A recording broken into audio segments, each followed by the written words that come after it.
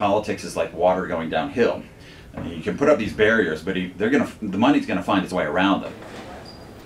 And this year's election, the most expensive in our country's history. Candidates sometimes spending millions of dollars from donations and their own pockets in hopes of you putting them in office. And here in Colorado, no exception. Congressional District 6, one of the most expensive in our nation, and across the board for state seats like governor, attorney general, secretary of state, and treasurer. All turning out to be expensive races, which brought up questions over our campaign finance system and if it's working for all candidates to get a fair shot at office. News 5's Allison Zimmerman digging through the finance reports and spoke with experts on this issue. Jared Polis helped turn into Patriot Boot Camp, an innovative pencil. Now, these ads ran all over the airwaves and online this past election cycle, from ads for propositions to major races. And while there's big business in running campaigns, how does that ultimately impact the results?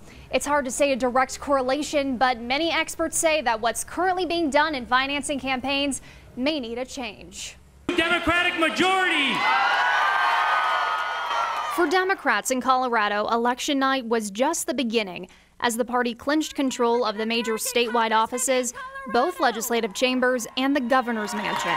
What an incredible night. Moments ago, a victory any political party would find worth celebrating. But not too far at a party of their own, Colorado Republicans waited as results came in, setting in the reality that there would be no Republican majority in the Senate or Republican leaders in major state positions. A lot of out-of-state money and the green wave overwhelmed us. Candidates pointing to the amount of spending done by their opponents as a possible cause. A topic that comes up a lot around elections and legislative sessions. It is concerning, right? And it's hard. Campaign finance policy is really complicated. There's lots of different aspects of it. Common Cause is a national organization focused on educating voters on elections and making changes to campaign finance law. So I think for the average person, they're like, this is so much to get my brain around, right? Something lawmakers have worked to address for years. But for many, the question exists on how much money and where it's coming from belongs in politics. People see an opportunity for money to make a difference, then they're more likely to donate. Throughout the nation, millions of dollars poured into elections, and here at home, we saw plenty of money involved, from races for House districts reaching 6 figures in spending to congressional and governor candidates dishing out millions. Take the governor's race, for example. Campaign finance reports show Jared Polis spent nearly $23 million.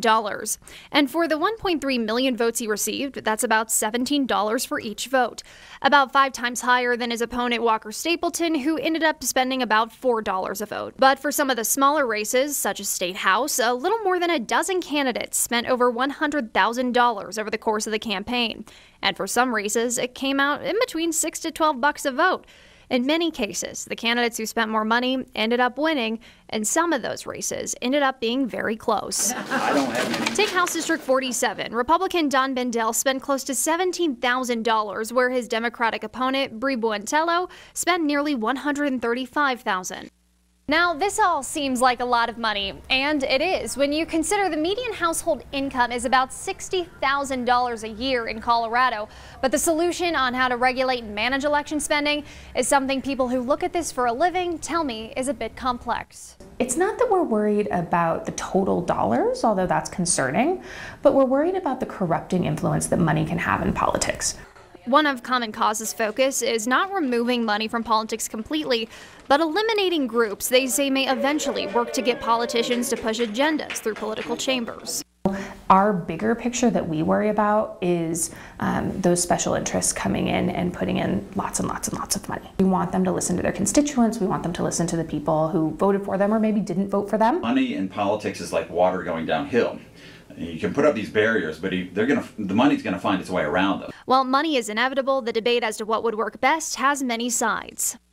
So I think that for now, a huge piece is education, that we want people to understand how money in politics works. At the end of the day, we want average Coloradans to have their voice heard, and that doesn't matter if they're somebody who has lots of money or somebody who doesn't. You can go out and yell on a street corner all you want, but that's not going to be terribly effective. To actually broadcast your voice, it's going to take money. Which for some people even means having the government help finance our elections.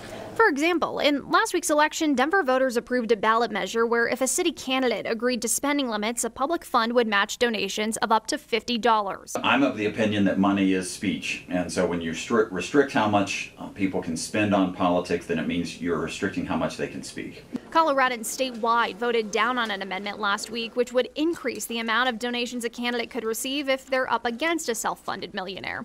Something critics said didn't solve the problem. Still, there's another side to what should change. Some political scientists even say not having any donation limits at all may be the way to go. Or state races and then also national races. They're pretty, the limits are pretty tight. Which for some candidates could limit how much money they're able to spend to get elected. I do think sometimes the concerns about spending on politics are a bit overblown. I mean, this after all is the United States, the most powerful nation in the world. Who ends up controlling the government really matters. These numbers for each of the candidates are preliminary. Under Colorado law, they have about a month after an election to turn in their final reports. And in addition to the spending and donations for each candidate, there are several committees, such as PACs, that put money into advertising for them as well. Now, this is a topic that's likely to come up in the legislature in the next couple of years and likely at the federal level as well. We'll continue to keep an eye on any changes for you. Always watching out for you, Southern Colorado. Allison Zimmerman, News 5. Allison, thanks. And we should mention in Southern Colorado, local governments are also working to address campaign finance. Just this week in Colorado Springs, City Council discussed changing some rules when it comes to candidates reporting their spending and having more requirements when it comes to transparency. We'll keep you posted.